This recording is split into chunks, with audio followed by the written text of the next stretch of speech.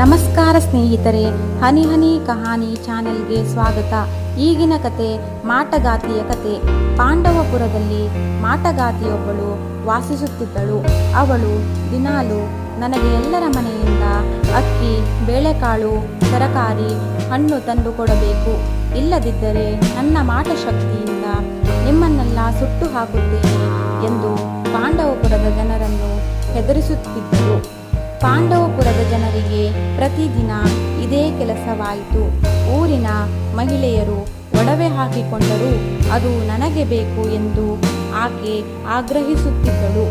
ಪಾಂಡವಪುರದ ಊರು ಕೇರಿಗಳಲ್ಲಿ ಇವಳ ಕಾಟಗಳದ್ದೇ ಚರ್ಚೆಯಾಯಿತು.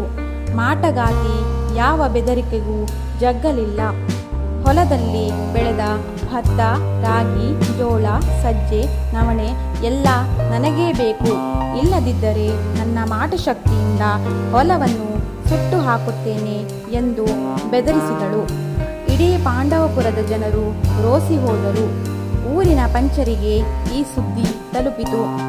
ಅವರೆಲ್ಲ ಸೇರಿ ಪಾಂಡವಪುರದ ಜನರಿಗೆ ಮಾಟಗಾತಿ ರಾತ್ರಿ ಮಲಗಿದಾಗ ಅವಳ ಮನೆಯನ್ನು ಸುಟ್ಟು ಹಾಕಲು ಹೇಳಿದರು. ಅದರಂತೆ ಒಂದು ದಿನ ಮಾಟಗಾತಿ ತನ್ನ ಮನೆಯಲ್ಲಿ ಮಲಗಿದ್ದಾಗ ಊರಿನ ಜನರು ಆಕೆಯ ಮನೆಗೆ ಬೆಂಕಿ ಹಾಕಿದರು. ಮಾಟಗಾತಿ ಬೆಂಕಿಯಲ್ಲಿ ಸುಟ್ಟು ಹೋದಳು.